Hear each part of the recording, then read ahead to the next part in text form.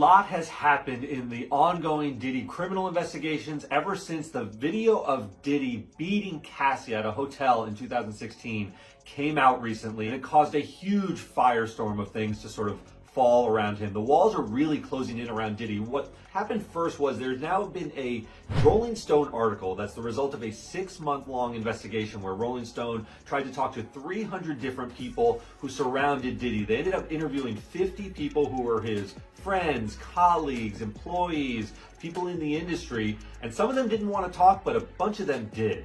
And the results of this investigation really paint a Jekyll and Hyde sort of picture of Diddy. Diddy had this outward appearance of being very charming. He was a record mogul. He was a businessman. He was hugely successful in the 90s during his rise.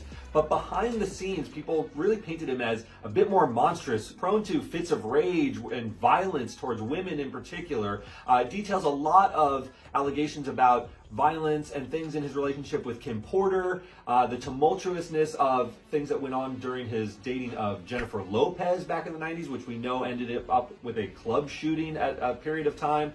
He also could sort of vacillate between these two modes. When he broke up with J-Lo, there were stories that were told about him trying to get back together with her by having people go outside of TRL where Carson Daly was and hold up signs trying to win back her affection. So it really is a guy who was living kind of two lives, a public-facing persona that was charming and charismatic, and behind the scenes someone a bit more monstrous. And on top of all this, Diddy's also facing new lawsuits alleging sexual assault and all sorts of bad things that he might have done in his past. The first one is from a woman named April Lampros, who says she met Diddy back in the 90s, they struck up a relationship, and then she goes on to claim that there were multiple instances of sexual assault and coerced sex and things of that nature, some of it involving drugging. There's another woman named Crystal McKinney who filed a separate lawsuit. She said in 2003 she was an aspiring model. Diddy made promises that he would try to help her get elevated in the industry, and she alleges that he brought her to a studio, ended up taking her to a bathroom and sexually assaulting her there. So these allegations are starting to sort of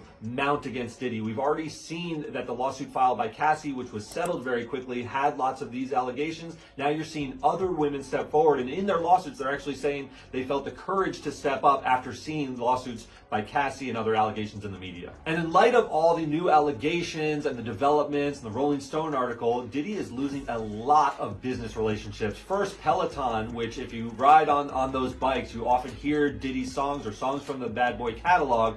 Those are being stripped out of the music that you can listen to while riding your bike, which may not be a huge deal for his bottom line, but it's an indication that people are starting to flee from him and really distance themselves from the music mogul. Sean John, there are a bunch of merchandise. This is Diddy's company with lots of apparel and glasses and so forth. A lot of this still exists, but no one really wants to buy it. So we've got all this merchandise that is sellable, but no one to sell it to because he is under fire. And lastly, Revolt, which was the media company that he was the chairperson of, they issued a statement after the Cassie video came out where they said this is deeply regrettable and they are moving away from Diddy and the history that he has with the company.